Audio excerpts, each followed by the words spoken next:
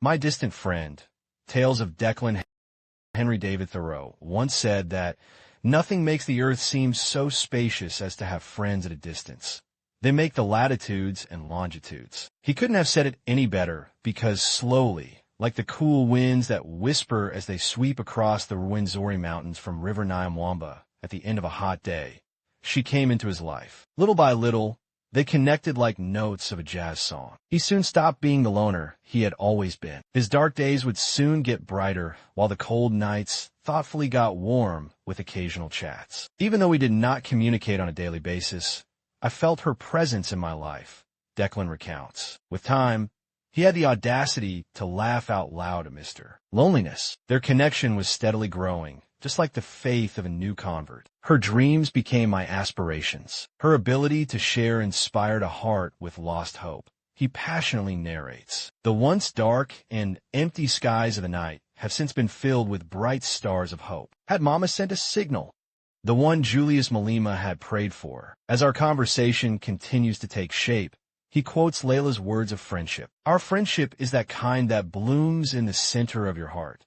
The kind of friendship that has grown from the seed basking in the warm soil to a vast tree with a few ups and downs, many, but not enough to disguise the enormity or the grandeur of such a tree, the sheer brilliance and beauty of it. On a random afternoon, I decide to pay her a visit at her workplace. Upon arrival, one of her coworkers, and surprisingly a slightly familiar face, quickly notices me. Hi to one another, and she calls Adele. Her lips part into a smile, a clear indicator that my presence is warmly welcome. And then we get to it. The conversation with her is so ear-catching, it draws me in. I can hardly notice the sound of cars that are constantly passing by on the road in a spit distance away. Styled in simplicity, her hair is puffed with a flowery holder. She wears a smile like that of the girl in one of my best TV series, Amanda in Kyle XY. A smile that evokes a smile, and one that can leave you gaping for seconds in the middle of a free-flowing conversation. More than 20 minutes of standing, and I can't even feel the weight of my entire body on my legs. That's how good the conversation is. Like the Batoro ladies, she speaks with a calm and soulful tone of voice. I stare in admiration as she describes herself as an open book. Am I standing with an African version of Meghan Markle?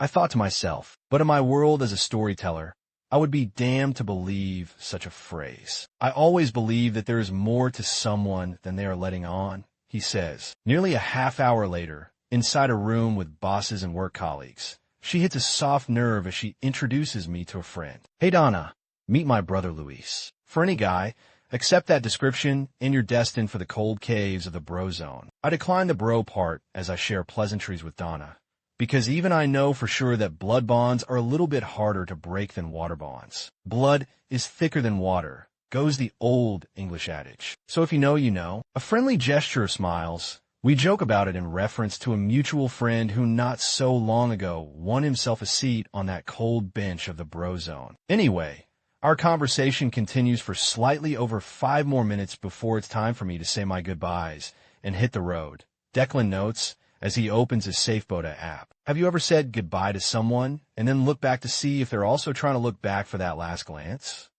He asks. I have tried it before, but I can't say I was ever successful. I replied. Did you try looking back? I asked Declan. That you will never know. Nonetheless, I will tell you this, and quote me rightly without missing a word.